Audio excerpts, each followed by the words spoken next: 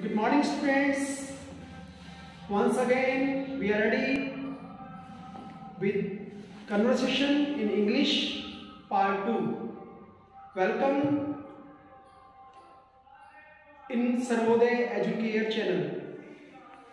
बच्चों, आज फिर एक बार हम आपके सामने इंग्लिश की छोटी छोटी चीजें लेकर के आए हैं जो आपको इंग्लिश जैसी भाषा में आपके अंदर का भय निकालेंगे और आपके अंदर एक आत्मविश्वास बनेगा कि इंग्लिश कोई विदेशी भाषा नहीं है, इसको बोलना बहुत बेहद आसान है. तो पहले मैं याद दिलाना चाहूँगा, हमारे पिछले पार्ट में आपको मैंने बताया था कि छोटे छोटे वर्ड्स आपको बोलने हैं. Thank you, please, sorry, welcome, excuse me. याद आया कुछ? सैल्यूटेशन के लिए, ग्रीट के लिए बोला था hello, good morning, good afternoon, good evening, good night, sweet dreams, have a nice day. तो आज हम कुछ और छोटे छोटे वर्ड्स के साथ आपके सामने आए हैं और हमें आशा है आपने कल के वर्ड्स की प्रैक्टिस डेली यूज में जरूर की होगी. और आज फिर एक बार कुछ ऐसे वर्ड्स लेकर के आपके सामने आए हैं. सबसे पहले, जब किसी से बातचीत करते हैं हम, तो उनके दिए हुए क्वेश्चन का आंसर पॉजिटिव या नेगेटिव देते हैं, हाँ या ना में. जब हमको हकारात्मक उत्तर देना हो तो आंसर होता है यस सर, या कहें तो हाँ जी श्रीमान.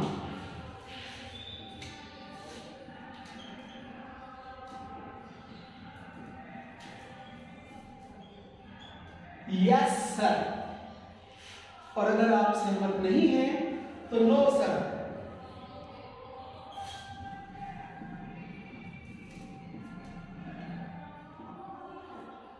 सर या मैडम, जो भी बोलना चाहें आप. अगर हम किसी को अपनी भूल सुधारना चाहें तो सॉरी बोलते हैं, लेकिन यदि किसी से हम दोबारा कुछ सुनना चाहें तो एक बहुत आसान शब्द, बहुत विनम्रता भरा वो शब्द है पार्डन. वैसे पार्डन का अर्थ होता है क्षमा कीजिए. जिस समय आप क्लास ले रहे होते हैं और अपने टीचर से कहना चाहते हैं मैडम दोबारा बताएं इसको आप, तो आपको कुछ कहने की जरूरत नहीं है, सिर्फ आपको कहना है पार्डन मैडम. इसका मतलब ये हुआ कि आपको कहना है कि मैडम दोबारा बताएं इसको. और जब कभी चीज में आपको आश्चर्य हो रहा हो, विश्वास ना हो रहा हो, तो उसके लिए बहुत आसान शब्द है ओह रियली. क्या बोलेंगे? ओह रियली, वास्तव में.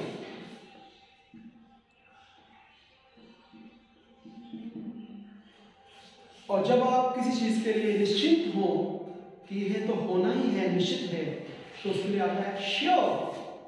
I am sure, sure.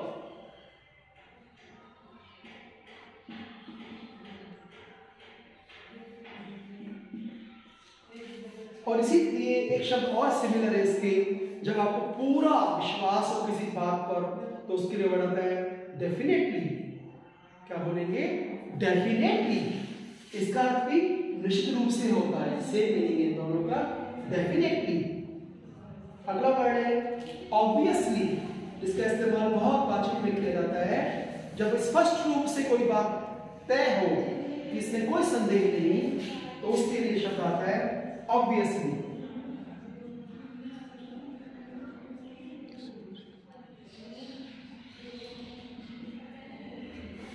और जब किसी से समय की मोहलत चाहनी हो कि कुछ देर रुक जाइएगा, तो उसके लिए वर्ड आता है जस्ट ए मिनट.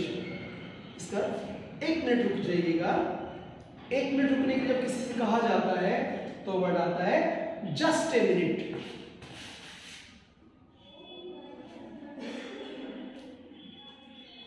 रुकिए 1 मिनट.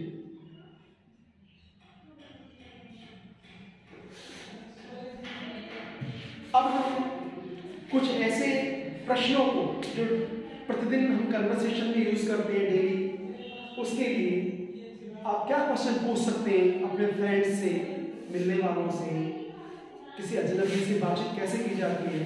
तो पहला प्रश्न है हाउ आर यू। तो इसमें आपने सामने वाले का हालचाल जाना कि आप कैसे हैं।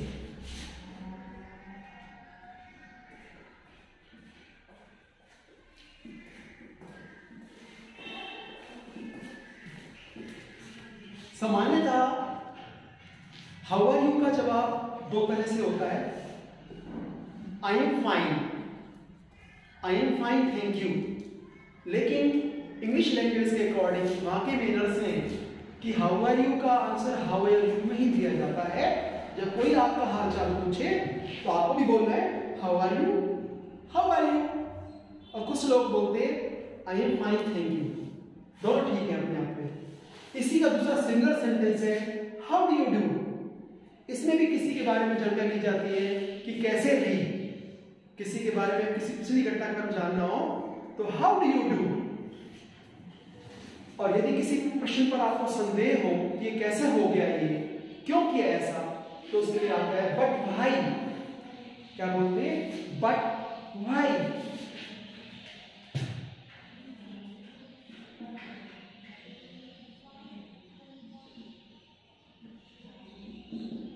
लेकिन क्यों, लेकिन क्यों, क्या बोलेंगे हम? But why. और यदि किसी बात पर आपको संदेह हो और फिर से सामने वाले से निश्चित रूप से पूछना हो तो उसके लिए आता है are you sure, are you sure, क्या पक्का मालूम है ऐसा ही है, तो उसके लिए आता है आर यू श्योर।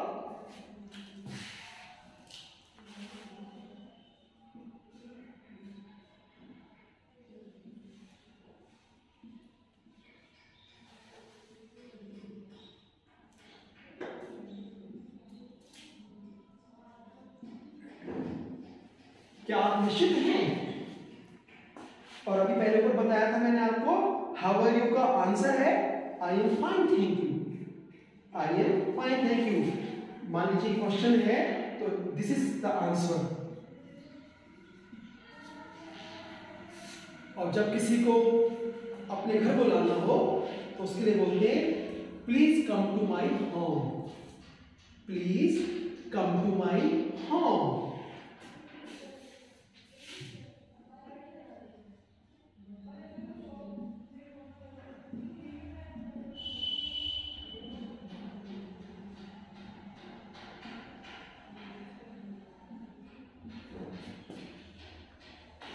और जब किसी से फोन पर हम बातचीत करते हैं तो ऐसा पूछते हैं कि आप मेरी आवाज सुन पा रहे हैं, तो उसके लिए आता है कैन यू हियर मी, क्या आप मेरी आवाज सुन पा रहे हैं, कैन यू हियर मी। तो बच्चों आज का लेसन फिर से रिवाइज करते हैं आपको कि आज क्या नए वर्ड्स आपको अपने बताए। किसी से सहमति दिखाने के लिए यस सर, असहमति के लिए नो सर,